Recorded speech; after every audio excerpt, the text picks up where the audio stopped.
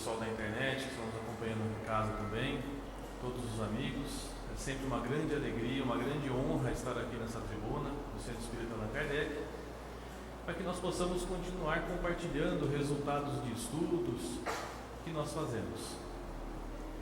E nós começamos com uma reflexão. O tema de hoje é o bem e o mal sofrer. E sofrimento é uma coisa que faz parte da nossa vida. Nós reconhecemos. Mas antes de falarmos do sofrimento, nós precisamos falar a respeito de um espírito que nos ensina, não nos ensinou, nos ensina a respeito de como agir com relação ao sofrimento.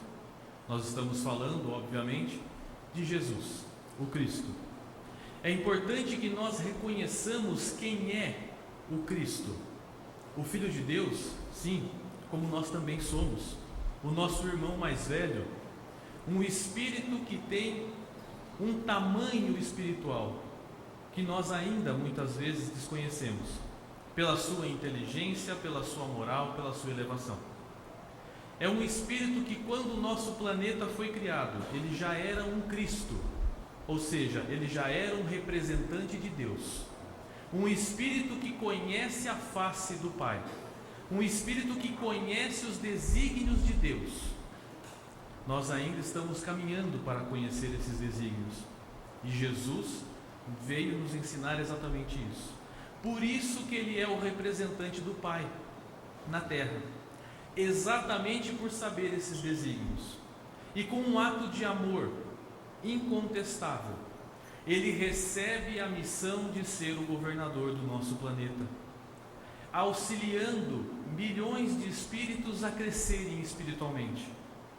E nós somos esses espíritos a quem o Cristo aceita a missão de auxiliar, que por amor ele vem nos ensinar o que nós precisamos fazer para chegar até ele ou até Deus. O nosso objetivo é crescer espiritualmente, a evolução. Então, o Mestre encarna em nosso planeta trazendo a visão de Deus a respeito das nossas vidas. O que é necessário fazer para que nós possamos ganhar o tão falado reino dos céus, que na verdade não passa de um estado de alma, um estado de espírito. Atingir o reino dos céus é conseguir fazer aquilo que Deus aguarda de nós, espera de nós. Então, não há como não falarmos de Jesus quando estamos falando a respeito de sofrimentos, porque Jesus é o divino remédio para todos os sofrimentos e dores. Não por causa da sua vida apenas, não porque ele morreu crucificado, não, mas pela mensagem que ele traz a todos nós, pela explicação que ele traz a todos nós do que é necessário para que nós consigamos crescer. E nesse ínterim nós vamos entender que nesse mundo em que nós vivemos, o sofrimento, a dor, é algo que faz parte do nosso dia a dia. Todos nós já sofremos, todos nós estamos sofrendo, ou todos nós iremos sofrer. Nós encarnamos em um mundo de provas e expiações para passarmos por provas e por expiações. Provas e expiações nos trazem o que nós chamamos de sofrimento, porque muitas vezes o sofrimento, ele é algo que vai nos engrandecer, ele é algo que vai nos ensinar. Só que muitas vezes nós acabamos diante de um sofrimento, ou então quando nós vemos uma outra pessoa que nós amamos sofrer, nós podemos perder a fé nesse Cristo ou em Deus. Pessoas que num momento de grande dor acabam abandonando a sua crença, acabam abandonando a sua fé. É normal no momento de dor nós sentirmos tudo isso. Lembrando, nós estamos no mundo de provas, nós estamos no mundo de expiações. Então, quando a dor nos pega, é normal que nós tenhamos alguns comportamentos, como a revolta, como o desespero, ou até mesmo bradar contra o Pai. Quantos de nós já não perguntamos para Deus: por que eu estou passando por essa dor? Por que eu estou passando por esse sofrimento? E uma pergunta que às vezes a gente faz: o que eu fiz para merecer esse sofrimento? Então nós vamos compreender que dores e sofrimentos fazem parte da nossa vida. E aí nós perguntamos: existem injustiças nas dores? Será que os sofrimentos pelos quais eu passo, ou pelos quais os meus familiares, os meus amigos, aqueles que eu amo, será que essas dores e esses sofrimentos são injustos? Será que Deus é um Senhor que joga dados e escolhe o próximo a vítima? Será que Deus é um Senhor sentado em um trono, rodando uma imensa roleta e escolhendo o próximo que vai ter dor e sofrimento? Será que é esta a visão de Deus que nós devemos ter? Não, Deus não é um pai que causa dor e sofrimento. Essa é uma visão antiga, da época de Moisés, que veio com o tempo, com a Idade Média, de um Deus punitivo, de um Deus vingador, de um Deus que punia os seus filhos caso eles não fizessem o que esperava-se. Esse não é o Deus que nós conhecemos através da nossa doutrina espírita. O Deus que nós conhecemos é um Deus de amor, é um Deus de justiça, é um Deus que dá necessidade para seus filhos de acordo com o que eles precisam para aquela determinada situação. Então nós vamos às vezes perguntar: mas então, como às vezes umas pessoas boas, que nós conhecemos o seu dia a dia, conhecemos os seus atos, e essa pessoa passa por sofrimentos horríveis, ela só sabe ajudar os outros, a vida dela não é dela, ela ajuda todo mundo, mas mesmo assim ela passa por sofrimentos. Ou às vezes nós podemos dizer assim: olha, aquela pessoa que eu sei da moral dela, eu sei que as atitudes dela não são as melhores, mas ela não passa pela metade dos sofrimentos que eu passo. A pessoa faz um monte de coisa errada e parece que Deus não cobra. Nós já nos perguntamos isso. Só que em primeiro lugar nós temos que ter em nossas mentes que quando nós tomamos essa atitude, nós estamos querendo tomar um lugar que não é nosso. Nós estamos querendo tomar o lugar de Deus. Nós queremos ser os julgadores e definir o que a pessoa deve ou não passar. E nós acabamos nos fazendo de juízes. E não é justo nos fazermos de juízes. Não é justo nos colocarmos na posição de sermos nós aqueles que definem o que o outro tem que sofrer, tem que passar. Porque aí nós esquecemos do que nós precisamos. E esse é um erro que nós caímos quando nos entregamos à revolta, quando bradamos contra o Pai, quando não compreendemos a forma que nós devemos passar pelos sofrimentos que chegam até nossas vidas. Até então, nós podemos duvidar da existência do Criador. Nós podemos até nos perguntar: onde está Deus no momento que eu mais preciso? Porque a gente, na hora que a gente está sofrendo, que está doendo, a gente fala um monte de coisa. A gente solta qualquer coisa, depois a gente fala: não devia ter falado aquilo. Mas é normal. Então, às vezes, a gente pode até se fazer essa pergunta: cadê Deus? Por que eu estou passando por esse sofrimento? Eu mudei a minha forma de agir ontem e hoje eu continuo sofrendo. Sim, leva um tempo até a gente voltar da inércia do que nós estávamos fazendo. Leva um tempo para voltar atrás do caminho e partir para um novo. Então não adianta a gente mudar a atitude hoje e já querer um resultado amanhã. É com o tempo. Como nos diz o Espírito Verdade, nós somos hoje o resultado que nós fizemos ontem. Porque nós cremos na reencarnação. Nós cremos que o Espírito ele evolui conforme as vidas sucessivas vão se passando.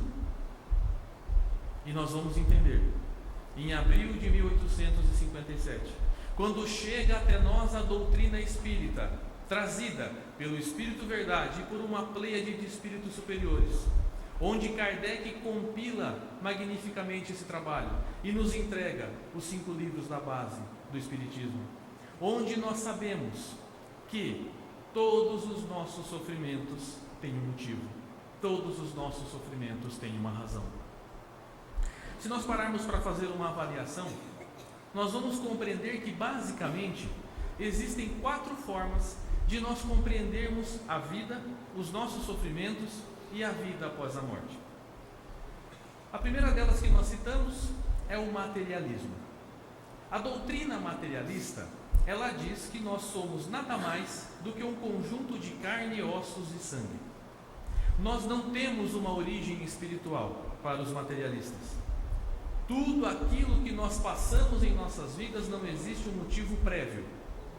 E aí eu pergunto, como explica o sofrimento diferenciado das pessoas para quem não crê em Deus e não crê em algo prévio? Deve ser uma dor muito grande, não ter a explicação dos motivos. Para o materialista, ele pensa da seguinte forma: quando eu morrer, não vai existir mais nada. Acaba-se qualquer sofrimento. Só que acaba-se também a consciência. Ou seja, a pessoa deixa de existir. Ela só existe em fotos. Ela só existe na memória. Ela nunca mais vai aparecer. Ela expirou. Quantas e quantas pessoas com esta crença do materialismo acabaram pensando: bom, se não existe mais nada depois, eu mesmo acelero e acabo com a dor e o sofrimento. Lê do engano. Quantas dores e sofrimentos causam mais ainda? Então é uma forma de compreender a vida, muito comum nos séculos 16, 17, 18, a crença do nada, a crença de que tudo o que aconteceu foi devido a um grande acidente, onde duas moléculas se chocaram e criou-se tudo que nós conhecemos. Nós sabemos que foi desta forma, mas nós sabemos que existe um motivo, nós sabemos que existe o Criador. A segunda forma de crença, a segunda forma de compreender a vida comum, são as religiões de base panteístas. Algumas religiões célticas, algumas religiões que nós conhecemos até dos hindus. Então, existe a crença de que não há um Deus como nós conhecemos, um Criador. Existe a crença do universo, existe a crença da natureza, e que nós fazemos parte deste universo. Então, existe a crença de algo divino, existe a crença de algo superior, porém não é esse Deus que nós conhecemos. A crença diz que quando nós nascemos, nós saímos de uma parte do todo, nascemos, temos a nossa vida e quando nós morremos, nós retornamos para o todo. Nós não temos uma individualidade, nós não temos um motivo prévio, nem um motivo póstumo. Nós temos apenas o conhecimento de que existe algo maior, mas também não explica a dor, também não explica sofrimento, também não explica a diversidade de situações que as pessoas passam no seu dia a dia. Não explica porque uma criança nasce em situação paupérrima e outras nascem cobertas de riquezas. Não explica porque umas crianças nascem saudáveis, correndo, e outras nascem presas a um carrinho ou uma cama para o resto da sua encarnação. Não explica. Então, nós temos a terceira forma de crença. Nós temos a terceira forma de compreender a vida e a vida após a morte, que é aquela que foi divulgada nos últimos 2000 anos pela Igreja Romana e por todas as outras igrejas cristãs, que é a crença do céu e do inferno. Como funciona a crença do céu e do inferno? Nós fomos criados por Deus, então o divino já aparece. Deus já existe como um ser criador. Então nós já temos uma evolução maior a respeito da crença sobre aquilo que nos criou. Só que nesse momento a criança, o espírito que nasce, ele recebe a vida no momento da sua encarnação. Então, durante a sua vida ele tem dois caminhos a seguir. Ou ele vai focar a sua vida para quando morrer ir para o céu, ou ele vai focar a sua vida para quando morrer ele ir para o inferno. Como que eu faço para escolher entre céu e inferno? As minhas ações. Tudo aquilo que eu agir durante a minha vida me encaminha para o céu ou para o inferno. Se eu tiver uma vida regrada, se eu tiver uma vida da crença em Deus, em Jesus, fazer o bem ao próximo, não cometer enganos, não errar, eu então, quando morrer, vou para o céu. E é um céu contemplativo, é um céu eterno, onde nós vamos ficar eternamente contemplando as belezas que existem no paraíso. Aí eu sempre falo, né, nos primeiros 50 anos deve ser legal, depois começa a ficar meio chato. Imagina, sempre aquela mesma coisa, não posso fazer nada. E pior, eu posso olhar para baixo e vê aqueles que não tiveram a vida reta, que não creram em Jesus, que erraram, que cometeram enganos, sofrendo no inferno. Agora eu pergunto para vocês, vamos imaginar uma situação hipotética. Uma mãe e o seu filho. Esta mãe seguiu todos os preceitos de Deus, seguiu a Jesus, fez o bem, trabalhou em prol dos outros, não cometeu enganos durante sua vida. Então, quando ela morre, ela vai para o céu, para o paraíso. Porém, o seu filho teve uma vida desregrada. Apesar de todos os exemplos, apesar de todo o amor que essa mãe deu para esse filho, ele não segue a verdade, ele não segue o amor. Ele se entrega em caminhos tortuosos e acaba atentando contra a própria vida. Então, segundo a crença, esse menino, esse filho vai para o inferno. Agora eu pergunto para vocês, que mãe estaria no céu, passando todas as benesses do céu, olharia para o inferno vendo seu filho sofrer? Que mãe não pediria a Deus: Pai, me dá uma outra chance, deixa eu ajudar meu filho, é meu filho, me permita que eu auxilie, que eu tire de lá? Então, segundo essa crença, a resposta seria: não, o que está feito, está feito. Ele teve a vida inteira, teve a encarnação inteira para que pudesse fazer certo ou errado. O que são 80, 90, 100 anos perante a eternidade do nosso espírito? Então, nós sabemos que não existe forma. O que está feito, está feito. E então, nós temos a quarta forma, a quarta crença, e essa nós conhecemos bem através do Espiritismo, que é a reencarnação.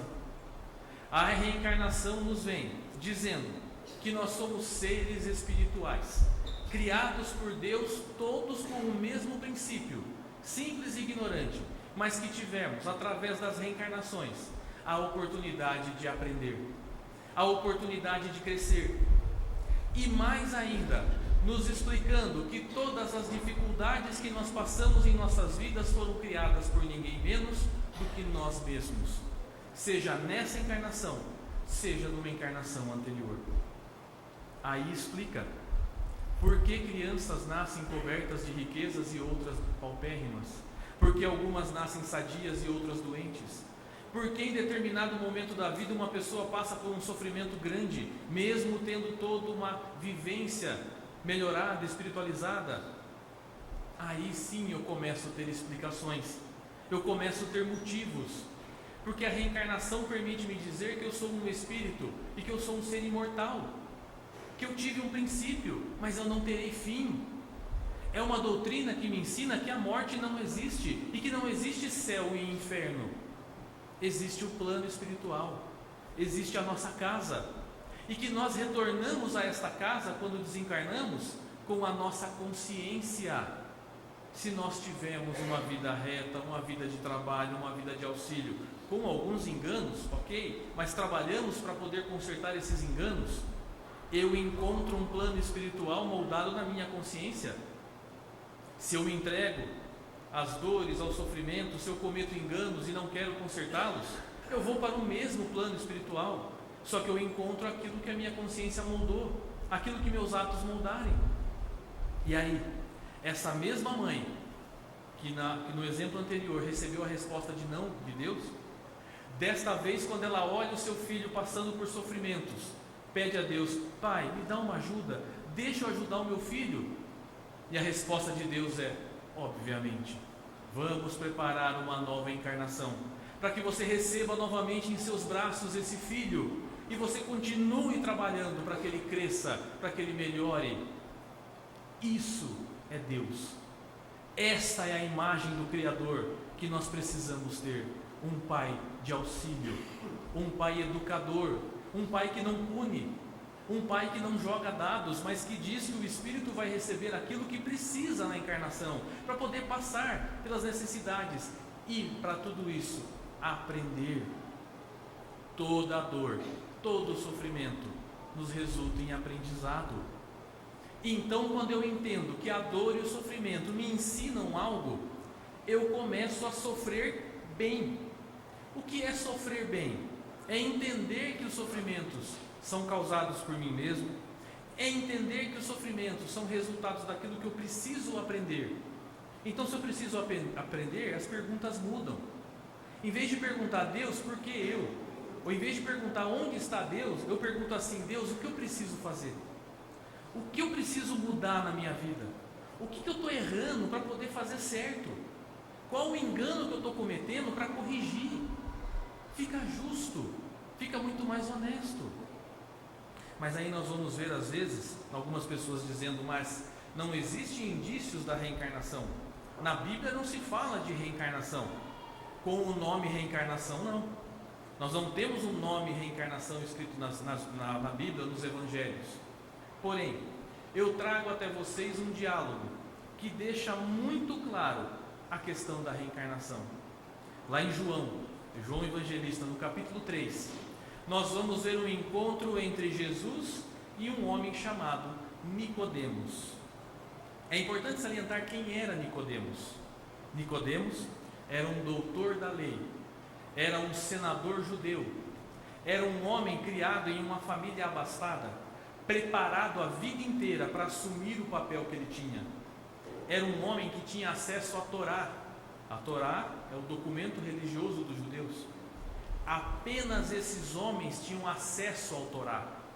Apenas esses homens podiam ler o Torá e replicar para a multidão no templo de Jerusalém. Esses homens tinham um conhecimento amplo da lei mosaica. Tudo que eles sabiam do divino, esse homem tinha acesso. Então não era uma pessoa comum, não era uma pessoa sem conhecimento, era um doutor da lei. E ele se encontra com Jesus, e o interessante do fato é onde ele se encontra com Jesus. Ele não se encontra com Jesus no Getsemane, ele não se encontra com Jesus no lago de Genezaré, não.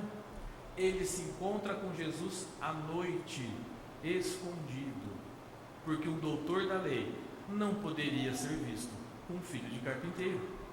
Um doutor da lei não poderia ser visto conversando com um homem que estava causando alvoroço na região da época. Então, mesmo assim, ele pede uma entrevista e consegue um encontro com Jesus. E interessante que quando Nicodemos chega até Jesus, ele chama Jesus de Rabi. Rabi, no aramaico, é mestre. Ou seja, Nicodemos, um doutor da lei, um rabi da lei, chama Jesus de Rabi, admitindo a superioridade de Jesus. E ele fala: Rabi, bem sabemos que você é mestre vindo de Deus, porque ninguém faria o que você faz se você não estiver com Deus. Então olha a admissão que o Nicodemos faz. Nós sabemos que você vem do lado de Deus, porque ninguém faria o que você faz se não estivesse com Ele. E Nicodemos não estava falando apenas das curas que Jesus realizava. Nicodemos estava falando do conhecimento que Jesus tinha e trazia, da grandeza que Jesus falava nas suas preleções, nos seus ensinamentos. Só que Jesus responde para ele: em verdade vos digo, que ninguém pode ver o reino de Deus se não nascer de novo. Quando a gente para pensar, a gente fala assim: peraí, Nicodemos fala: eu sei que você é mestre, eu sei que você vem de Deus.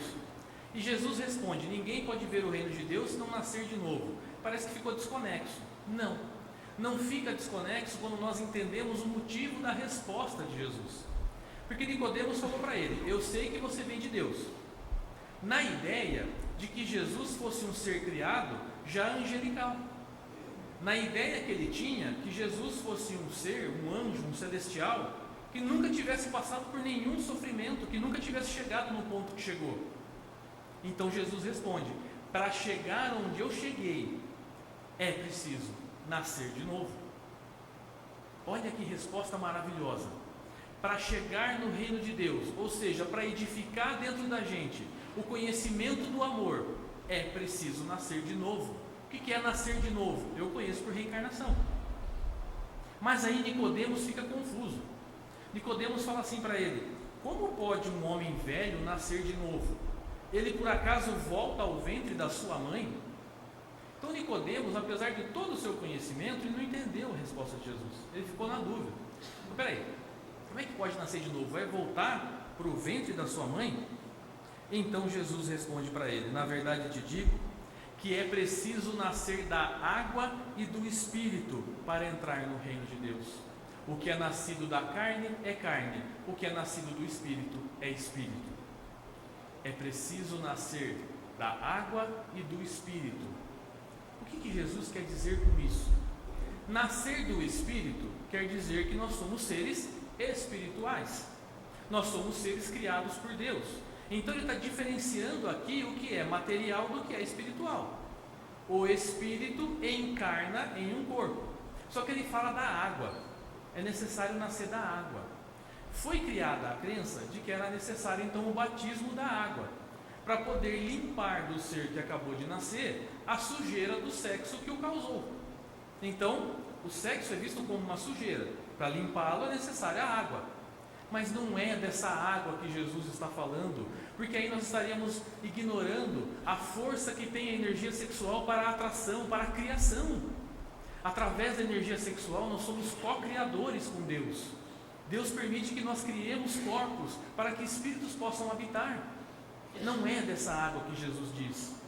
Jesus diz da seguinte água: um espermatozoide é uma gota de água, um óvulo é uma gota de água. Quando os dois se juntam, se fundem, e então ali um novo corpo começa a tomar forma, com o espírito que toma aquele corpo na reencarnação, no momento da concepção, e ele cresce num novo corpo físico, 9 meses, dentro de uma bolsa cheia de água, do líquido amniótico, do líquido da vida material. É dessa água que Jesus está falando, antecipando os milênios, explicando como funciona a reprodução humana para aquele ser naquele momento. É preciso nascer da água. Não tem outra forma de encarnar nesse mundo se não for desse jeito. Então, quando o Espírito toma aquele novo corpo, ele imprime naquele novo corpo a sua consciência, as suas necessidades. Tudo aquilo que foi planejado para o Espírito, ele toma naquele momento, durante a concepção e durante o desenvolvimento. Por isso então que alguns seres podem reencarnar, podem nascer com algumas doenças, algumas dificuldades, porque o Espírito imprime naquele corpo novo o que ele precisa para a nova encarnação. Se ele atentou contra alguma parte do seu corpo físico numa encarnação anterior, aquilo fica registrado. E então, quando ele vai formar o novo corpo físico, o Espírito molda naquele corpo físico a necessidade do reajuste. Então ele pode nascer com algumas dificuldades congênitas, com algumas doenças, para que ele possa reequilibrar o seu espírito. O corpo físico é o grande reequilibrador do nosso espírito. O corpo físico auxilia o espírito a crescer. Então, Jesus estava dizendo a respeito dessa água. Só que aí Nicodemos pergunta: mas como pode isso? Vocês imaginam o nível de confusão do Nicodemos na hora, né? Que Jesus fala que é preciso nascer da água e do espírito. Então, como pode isso? Aí Jesus diz para ele: o vento assopra onde quer, ouves a sua voz, mas não sabe de onde vem, nem para onde vai. Assim é todo aquele que é nascido do Espírito. Quando Jesus fala o vento sopra onde quer, ouve a sua voz, mas não sabe de onde vem, está falando do Espírito. O Espírito é como o vento que sopra onde quer, reencarna em vários lugares diferentes. Você ouve a voz do Espírito, mas você não vê. Então esse Espírito encarna e recebe a nova oportunidade. Então Nicodemos pergunta mais uma vez para Jesus: como pode isso? Aí Jesus fala para ele: você é doutor da lei e não sabe dessas coisas? Não é que Jesus estava tirando sarro de Nicodemos. Imagina, Jesus ainda fazer uma coisa dessa? Nunca. Mas Jesus estava dizendo para ele: você é doutor na Torá, que tem registros que falam sobre a reencarnação. Porque para os judeus o Espírito só chega no reino de Deus quando ele cumpre a Torá inteira, seja necessária quantas encarnações for preciso. Ou seja, você sabe do que eu estou falando e ainda pergunta. Ou seja, Jesus deixa claro aqui o registro da reencarnação, que é necessário para o espírito crescer, reencarnar, passar novamente pela vida. Então, nós vamos ver no Evangelho segundo o Espiritismo, no capítulo 5, Bem-aventurados os aflitos. É o maior capítulo do Evangelho segundo o Espiritismo. Se nós pegarmos esse livro, o Evangelho, nós vamos ver que é o maior capítulo, porque ele fala de dores e de sofrimentos. E nos itens 4 e nos itens 6, eles falam a respeito das dores causadas nesta encarnação e na encarnação anterior. Então, nós vamos perceber que todo o sofrimento que eu causei, ou está nessa, ou está numa encarnação que eu passei anteriormente. Mas como assim? Como assim exemplos de sofrimento que eu causei nessa encarnação? Como é que eu posso causar um sofrimento para mim mesmo? Causando. A gente pode causar dores e sofrimentos para nós mesmos. Quer ver um exemplo simples? Vamos imaginar a seguinte situação hipotética. A pessoa entra para trabalhar 7h30 da manhã e ela trabalha a 25 quilômetros da sua casa. Ela acorda 7 da manhã. Ela já está atrasada. Só que aí ela não deixa as suas coisas mais fáceis para poder pegar. Ela não sabe onde está a chave, não sabe onde está a carteira, não sabe onde está nada. O que acontece? Ela acha a chave, acha as coisas 7h25. Está atrasada, porque são 25 quilômetros para chegar até no trabalho dela. Como que essa pessoa vai dirigindo no trânsito? Feliz, louvando a Deus? Não, ela vai desesperada para tentar chegar o mais rápido possível. Pode ser que cometa infrações, pode ser que receba multas, pode ser que receba qualquer tipo de situação, de bater, de fechar uma pessoa, de arrumar uma briga no trânsito. Aí chega no trabalho 8 horas da manhã. O supervisor, o chefe, a pessoa responsável dá aquela olhadinha no relógio. E a pessoa chega no seu departamento, os amigos falam bom dia. A pessoa fala, só se for para você, meu dia está sendo horrível. Foi quem que criou essa situação? A própria pessoa. Criou o sofrimento para si mesmo. Criou a dor para si mesmo e mais, criou a dor para o outro. Porque as pessoas com quem ela se relaciona nesse momento de desespero, do atraso, ela também está causando sofrimento. E aí, como nos diz a lei de causa e efeito, tudo aquilo que nós fizemos, nós temos a opção de aceitar e passar novamente pela necessidade. Então, se eu causei dores para mim, eu vou ter que reequilibrar as dores que eu criei. Se eu causei dor para o outro, eu vou ter que reequilibrar as dores que eu causei para o outro. Ninguém passa impune dessa lei, independente da religião, da raça, do país que nasceu, independente. Essa lei ela é universal, nem é só do nosso planeta, é do universo. A lei de Deus é universal. Então eu fiz uma coisa, eu tenho que responder por ela. Não é assim que nós ensinamos para as nossas crianças? Quando ela vai e tira alguma coisa do lugar, deixa os brinquedos todos espalhados, nós pedimos para que ela junte e guarde novamente, para que ela possa ter o senso, a noção da responsabilidade. Deus faz a mesma coisa com a gente. A gente joga todos os brinquedos fora da caixa, só que chega na hora de guardar, a gente tem que guardar. E aí a gente chama guardar os brinquedos na caixa de sofrimento, porque dói, porque nos mexe, nos faz sair do ponto que nós estamos para ir para um outro ponto. Então nós falamos que isso é sofrimento. Então quantas e quantas dores eu crio para mim, no meu dia a dia? Quantas situações que acontecem no meu dia a dia, eu crio a situação e reclamo pelo sofrimento que eu mesmo criei? Quantas situações eu permito que o outro crie para mim, com diversas desculpas? Eu acabo permitindo às vezes que a pessoa crie um sofrimento para mim e eu vivo o sofrimento que não é meu. Eu deixo a necessidade que eu tenho de reconquistar e de reorganizar as minhas dores para organizar as dores do outro. Não que isso seja errado, nós temos que auxiliar o próximo, mas nós temos que cuidar de nós também, porque faz parte do nosso plano reencarnatório. Todos nós, quando encarnamos nesse mundo, temos um planejamento a cumprir. Planejamento, porque nós temos uma coisa sagrada, maravilhosa, chamada livre-arbítrio. Eu escolho se eu quero ou se eu não quero. Então nós vamos ver Emmanuel trazendo uma mensagem para nós do livro Religião dos Espíritos, psicografada por Chico Xavier. Chama Examina a Própria Aflição.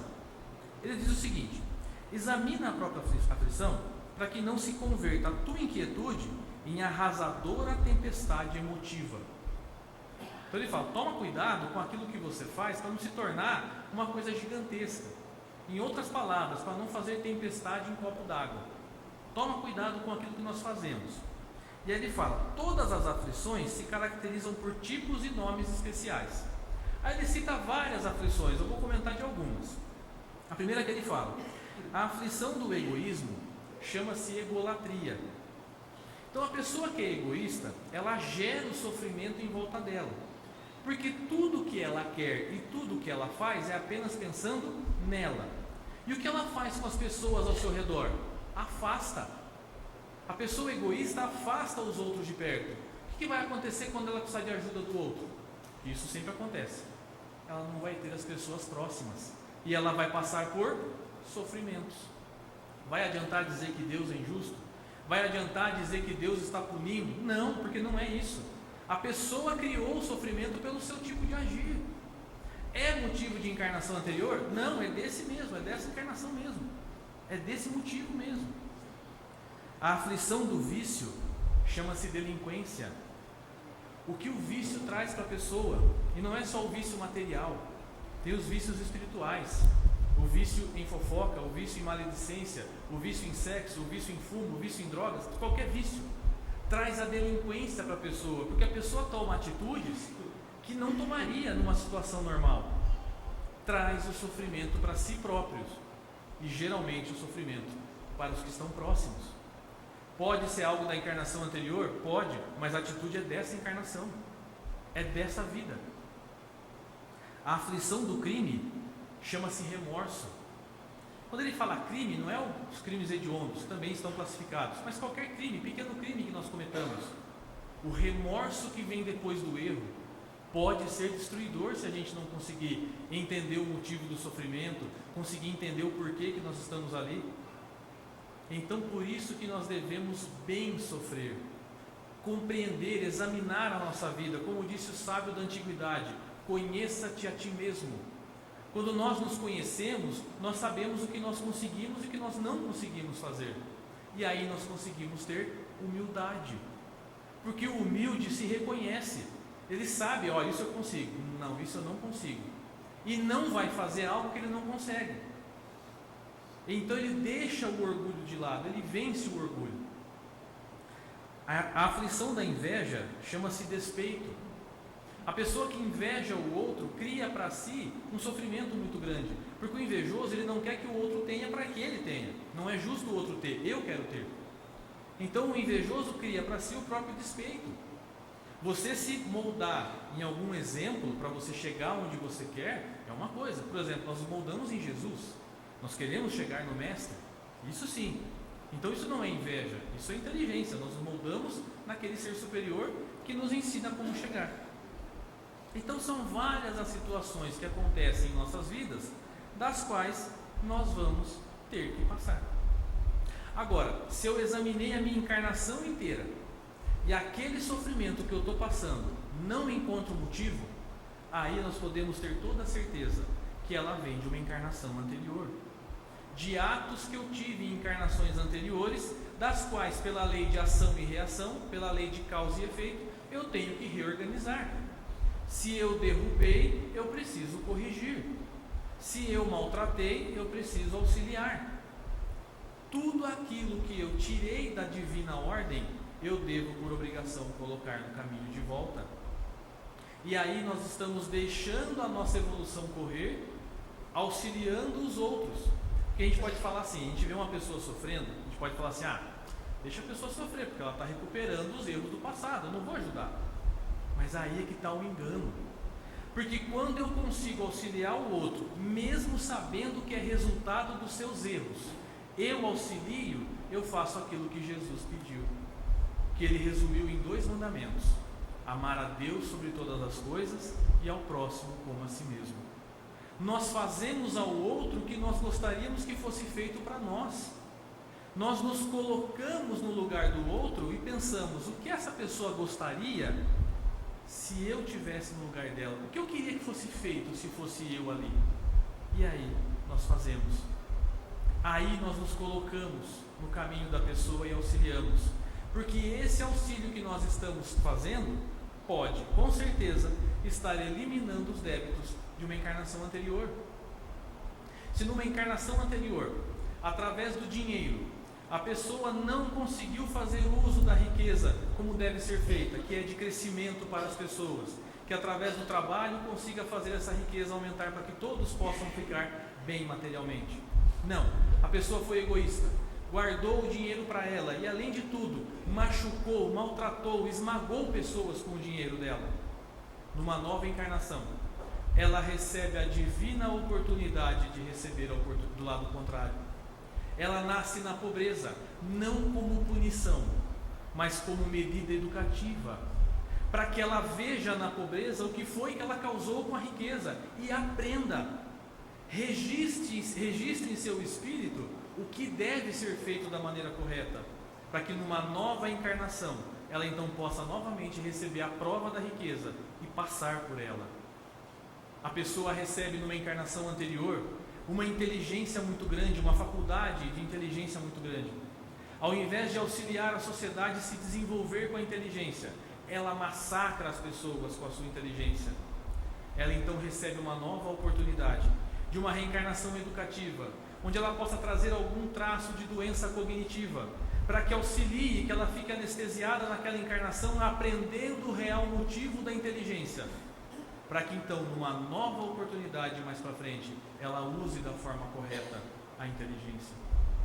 Olha como Deus zela por nós.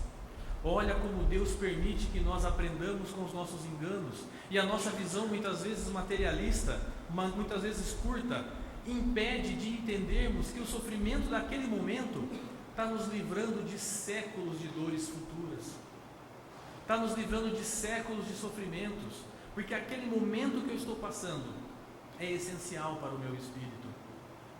Quando nós falamos a respeito de dor, de sofrimento, a gente sempre fala: será que eu não posso fazer uma oração para Deus pedindo que afaste de mim esse sofrimento? Será que afastar as dores e os sofrimentos que eu estou passando é a solução? E aí nós entendemos que não.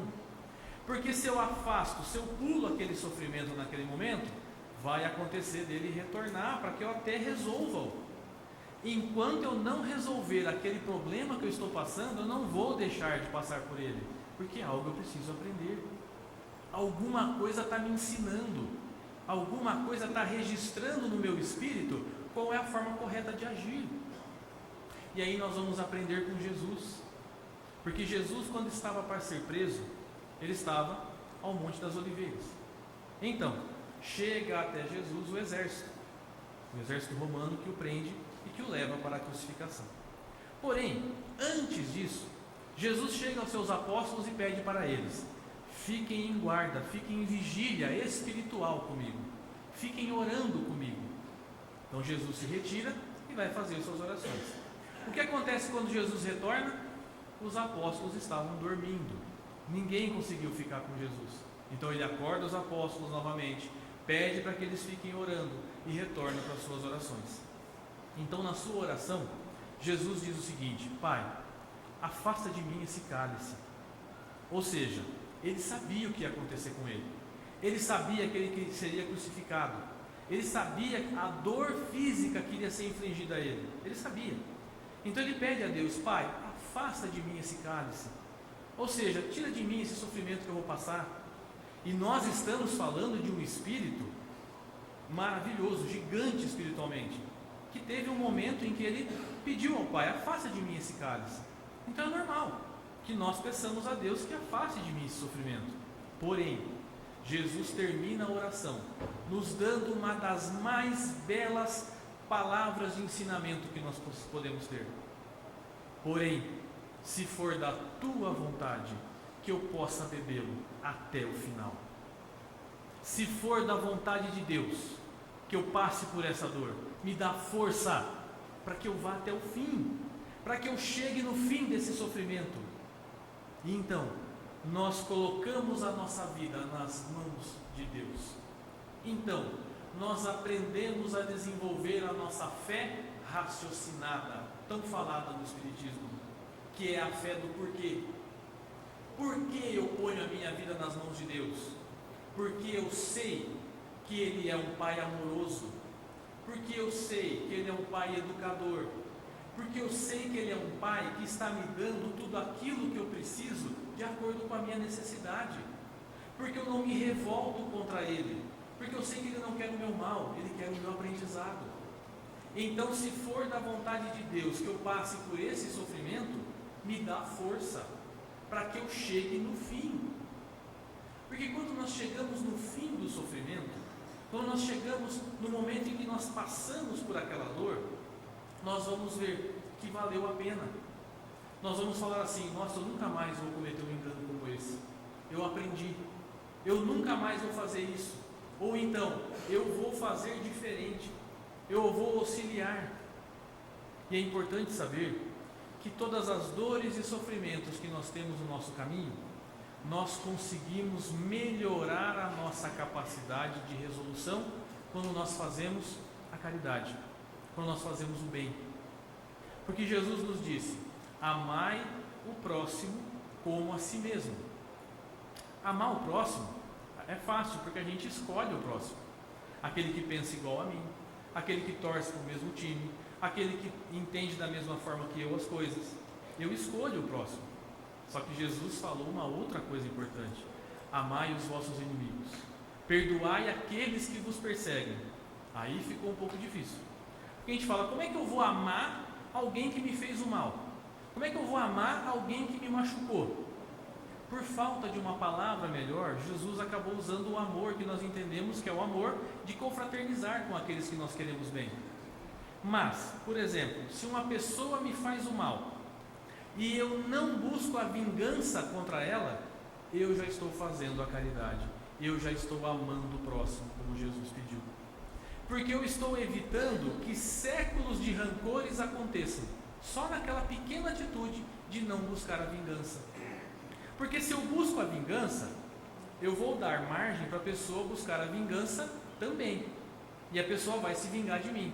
E aí eu vou responder por duas vinganças, pela minha e pela dela, porque fui eu que criei a dela. Vocês percebem como que a vida ela é minuciosa nas coisas que nós fazemos, nos pequenos detalhes que nós tomamos, nós podemos mudar tudo. Então, se eu não busco a vingança, eu estou fazendo a caridade. Se eu compreendo o motivo que levou a pessoa a errar comigo, aí eu estou melhorando mais ainda, porque eu estou fazendo a empatia. Olha, eu entendo, faltou para essa pessoa um conhecimento que eu tenho, faltou para essa pessoa o amor que eu tive, faltou para essa pessoa qualquer coisa que eu entendo. E aí, nesse momento, a gente até consegue orar por aquela pessoa, a gente até consegue pedir auxílio para ela. Olha a caridade que nós estamos fazendo. Nós estamos esquecendo a dor que nos foi causada para fazer o bem ao próximo. Aí, se na terceira fase eu perdoo a pessoa, aí sim, eu cheguei no ponto máximo que eu consigo de amor ao próximo, porque eu perdoo o mal que me foi feito. Ah, mas é tão difícil chegar nesse ponto? É difícil, mas não é impossível. É um trabalho diário, é um trabalho árduo, em que eu vou juntando o conhecimento que eu tenho, da necessidade da reencarnação, que os sofrimentos são causados por mim mesmo, que existe uma necessidade reencarnatória na minha vida que eu preciso passar, que eu auxiliando o próximo, eu estou melhorando muito a minha necessidade espiritual, estou crescendo espiritualmente. Quando eu coloco a minha vida na mão de Deus e compreendo que Ele é o Pai de amor, eu consigo entender que somente bênçãos eu recebo em minha vida. Eu vou compreender que todas as situações que me chegam é uma forma de Deus nos dizer que nos ama. É uma forma desse mestre maravilhoso dizer: eu estou ao seu lado, eu estou aqui, eu não estou num pedestal, eu não estou distante, eu estou aqui, do seu lado, para auxiliar em todo momento que for necessário. Então, que nós tenhamos nesse mestre o nosso caminho, que ele possa dizer, como sempre disse, e que essa frase possa ecoar em nossas vidas: eu sou o caminho, a verdade e a vida. Ninguém vai ao Pai se não for por mim. Então, que possamos ir ao Pai e que Jesus seja o nosso leme, hoje, amanhã e por todo sempre. Muito obrigado.